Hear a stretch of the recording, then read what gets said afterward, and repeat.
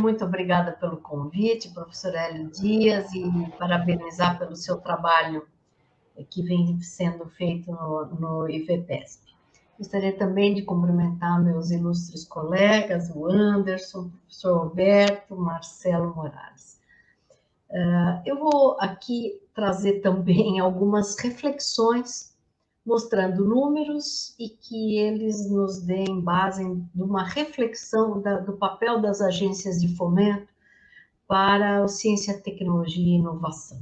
O próximo, por favor.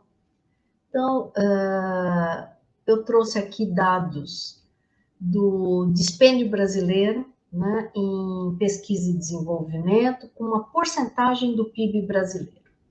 Então, nós vemos aí que tem dispêndios públicos e tem os dispêndios empresariais também em P&D, e a gente vê um total aí em porcentagem de 1,2 aproximadamente do PIB brasileiro em pesquisa e desenvolvimento. O próximo, por favor. Eu trouxe aqui um relatório muito interessante feito sob a coordenação do professor Sérgio Salles Filho, da Unicamp, que ele fez para a FAPESP, onde ele estuda algumas agências de fomento fora do Brasil, para fazer comparações, para entender tendências e olhar como que esses países desenvolvidos estão se comportando com ciência, tecnologia e inovação. O próximo, por favor. Então, aqui eu trago novamente gráficos que mostram o dispêndio desses países em relação ao PIB, né, em percentual. Nós temos esses 6 países aí. A linha preta é uma linha que diz é a média dos países da OECD, são 38 países, né, são países desenvolvidos, para a gente ter aí como comparação.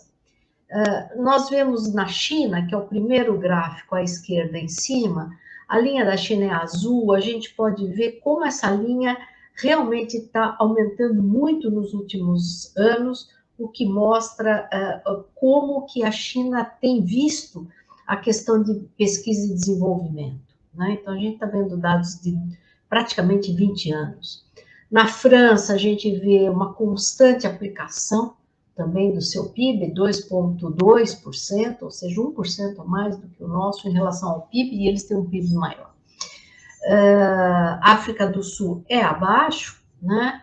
Vejam a Suécia tem uma inversão em pesquisa e desenvolvimento excepcional, né? Nos Estados Unidos, o último à direita e embaixo, que é a linha verde, a gente também pode ver aí que tem uma aplicação em pesquisa e desenvolvimento muito grande. Então, não é coincidência a gente ver essa grande aplicação em ciência, em pesquisa e desenvolvimento, e serem países também ricos. O que é o ovo, o que é a galinha, a gente não sabe, mas que há uma correlação, há sem dúvida. O próximo, por favor. Aqui também é um trabalho que vem sendo feito no CONIC, que é para a inovação na indústria, que é eu pus FINEP, mas não é da Fiesp, eu errei ali, e está sob a coordenação do Dr. Pedro Gonchowski, que também é membro do Conselho Superior da FAPESP, e ele vem discutindo a questão de inovação na indústria paulista, mas na indústria nacional também, e há um grupo, o professor Anderson também faz parte desse grupo, do qual também faço parte, e tem se discutido esse papel da inovação na competitividade brasileira e na evolução da indústria e do bem-estar social. Vejam que nesse gráfico é interessante os países de novo da OCDE, né, que a gente vê o gasto governamental em relação ao ano 2007, como referência 2007, portanto ele é o 100% ali, nós vemos que em 2020 há uma multiplicação em relação a 2007 e eles têm 20% a mais do que aplicavam em 2007. Dinheiro governamental, em média, dos países da OCDE. Quando a gente vê o gasto empresarial, é um número que chama bastante atenção, o quanto a indústria, que é o que o professor Lobo também estava discutindo na sua fala, a indústria aplicando dinheiro em pesquisa e desenvolvimento, acima até do governamental. Então, é importante a gente ter uma reflexão, ou seja, em cerca de 13 anos, a gente vê que hoje a indústria desses países desenvolvidos aplicam 1,5 vezes mais do que aplicavam em 2007. O próximo, por favor. Aqui a gente vê o dinheiro, os recursos brasileiros em milhões de reais, né, dados de 21, e a gente vê, vamos dizer, que esse orçamento, essa dotação para o Fundo Nacional de Desenvolvimento de Ciência e Tecnologia, ele não tem sempre um aumento, ele tem os seus escorregões, ele é senoidal, sobe, desce, e o empenho realmente é baixo do país fazendo inversão em ciência, tecnologia e inovação. O próximo, por favor. Aqui é um dado da FAPESP, que é uma agência que eu gostaria de aqui destacar como uma grande agência de fomento e que tem uma grande importância no estado de São Paulo, não só para fomento nas universidades, mas ajuda ao desenvolvimento industrial e, portanto, social do estado de São Paulo. A gente vê na sua fundação, em 62, até dados de hoje, são 60 anos, né, de atuação, um crescente inversão em projetos de apoio. Ela tem, em lei, a FAPESP, 1% do ICMS garantido como orçamento, né, como dotação da FAPESP, ou seja, ela é uma agência que tem recursos para ciência e tecnologia. O próximo, por favor. Aqui a FAPESP, como as outras agências de fomento, investe em formação de recursos humanos para ciência e tecnologia. O professor Lobo fez aqui uma breve discussão sobre onde estão os nossos doutores, e esse é um ponto de reflexão importante que a gente precisa fazer.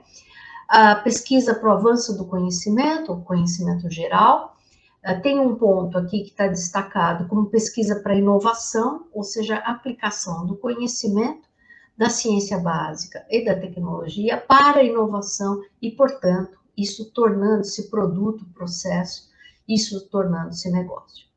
E a pesquisa em temas estratégicos, que é muito importante hoje a gente discutir alguns temas estratégicos importantes para o nosso país. Então, também faz isso. O próximo, por favor. Aqui está o valor que foi feito em 2021, que está no relatório da FAPESP.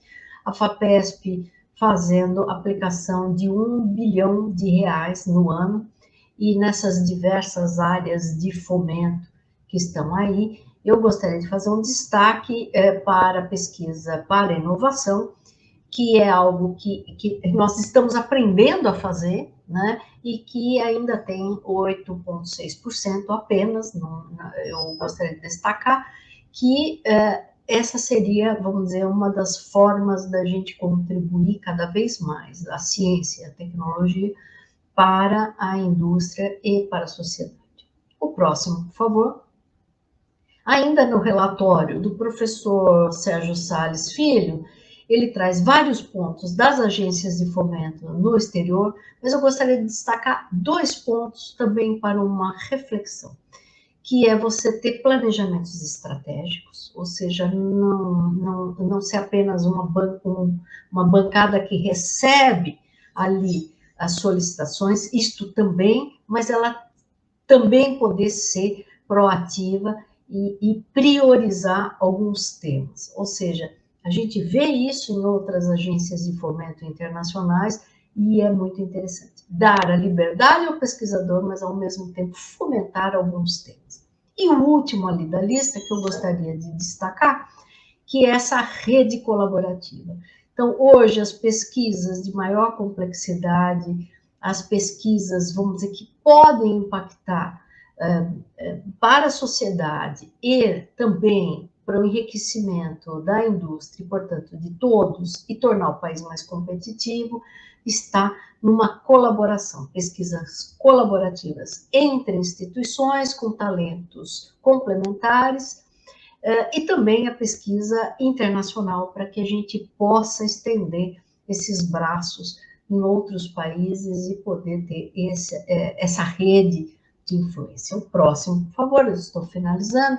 Aqui é só um exemplo do que a FAPESP tem feito em termos internacionais, bastante parceria, né? São números, mas são números importantes. E o próximo, por favor, para finalizar. Esse é o último slide. Eu gostaria de trazer uma referência que o professor Sérgio Salles traz em seu relatório, que é desse brasileiro do time, Pinheiro et al., e eles fazem uma ênfase muito importante, no meu ponto de vista, de financiamento que as agências de fomento devem ter para ter realmente impactos socioeconômicos de longo prazo e na pesquisa orientada para os Objetivos de Desenvolvimento Sustentáveis, que está na agenda da ONU 2030, incentivando a promoção de pesquisa interdisciplinar. Então, a importância das áreas se conversarem, áreas diferentes, para poder ter realmente pesquisas disruptivas. A gente precisa das pesquisas interdisciplinares, vista como mais apropriada para lidar com os desafios complexos. Então, eu acho que tem pontos muito relevantes. Nós estamos tratando de questões que estão discutidas nos Objetivos de Desenvolvimento Sustentáveis e como a gente tentar mitigar alguns problemas e melhorar a vida das pessoas socioeconomicamente, com esses projetos mais complexos, de fato, que a gente poderá ter resultados. E eu trago aqui 3 questões, apenas como uma forma de reflexão. Como será o futuro do Brasil, né, na ciência, tecnologia e inovação? Essa é uma pergunta que se faz não só na academia, mas é uma pergunta que se faz para os jovens, né? Nós temos políticas públicas claras para ciência, tecnologia e inovação. A gente tem um planejamento estratégico, isso é feito, é curto prazo, são políticas governamentais ou políticas de Estado, de fato, né? E a indústria e o setor produtivo aplicam ciência, tecnologia e inovação nas áreas de sua atuação, mesmo que sejam as atuações que possam se achar as mais simples. Então, mesmo no setor agrícola, que poderia alguém imaginar que seriam setores muito simples, são setores de grande tecnologia, e o Brasil mostrou que pode colocar tecnologia nesse setor, coloca, e tem grandes resultados no país nesse setor. Ou seja, o despertar da indústria e do setor produtivo para ciência, tecnologia e inovação vem aí nessa discussão que a gente tem no papel, portanto, não só das universidades, institutos de pesquisas, as indústrias em si, mas as agências de fomento, sendo os vetores de promover essa discussão. Muito obrigada pelo convite mais uma vez.